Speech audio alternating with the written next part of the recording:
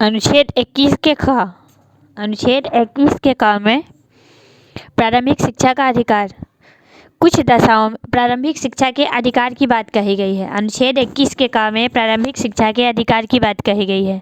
अनुच्छेद 22 में कुछ दशाओं में गिरफ्तारी और निरोध में संरक्षण की बात कही गई है। अनुच्छेद 22 में कुछ दशाओं में गिरफ्तारी और निरोध में संरक्षण की बात कही गई है। अनुच्छेद 23 में बालाश्रम व मानव के दुर्व्यवहार का निषेध की चर्चा की गई है।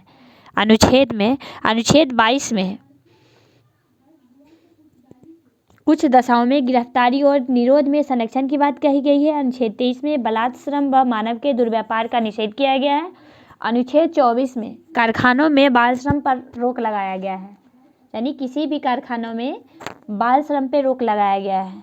अनुच्छेद 25 में अंतःकरण की ओर धर्म की आवाज रूप से मानने, आचरण और प्रचार करने की स्वतंत्रता की गई, यानी अपनी इच्छा से, यानी अपने अंतःकरण के द्वारा किसी भी धर्म के रूप से अपने रूप से मानने, उसके आधार पर आचरण करने, उसकी प्रचार आदि की स्वतंत्रता दी गई है। अनुच्छेद 26 धार्मिक कार्यों के प्रबंध की स्वतंत्रता की गई है, यानी अनुच्छेद 26 में धार्मिक स्वतंत्रता की प्रबंध के मामले में स्वतंत्रता दी गई है।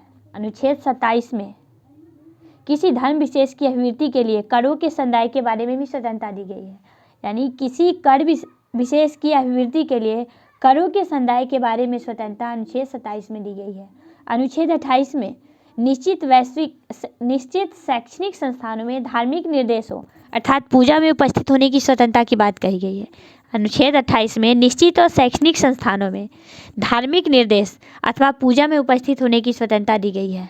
अनुच्छेद 29 अल्पसंख्यक वर्गों के हितों की संरक्षण की बात कही गई है। अनुच्छेद 29 में अल्पसंख्यक वर्ग के हितों की संरक्षण की बात कही गई है। अनुच्छेद 30 शिक्षा संस्थाओं की स्थापना और प्रशासन करने का अल्पसंख्यक वर्गों का अधिकार, यानी अनुच्छेद 30 में शिक्षा संस्थाओं की स्थापना करने और प्रशासन करने का अल्पसंख्यक वर्ग का अधिकार वर्णित है, यानी शिक्षा संस्थान या प्रशासन के क्षेत्र में अल्पसंख्यकों को अधिकार दिया गया है अनुच्छेद 30 के तहत।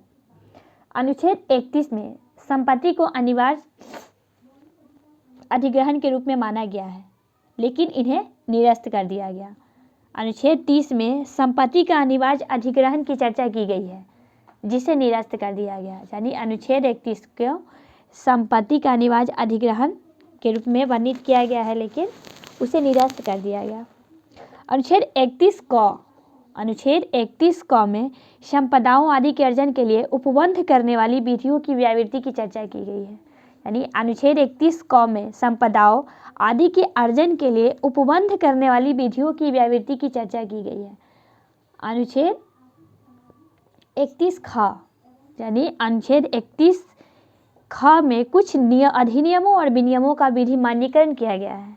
अनुच्छेद 31 ख में कुछ अधिनियमों और विनियमों का विधि मान्यकरण किया गया है। और अनुच्छेद 31 ग में कुछ निर्देशक तत्वों को प्रभावी करने वाली विधियों की व्यावृत्ति की गई है। अनुच्छेद 31 ग में कुछ निर्देशक तत्वों को प्रभावी करने वाली विधियों की व्यावृत्ति की गई है। अनुच्छेद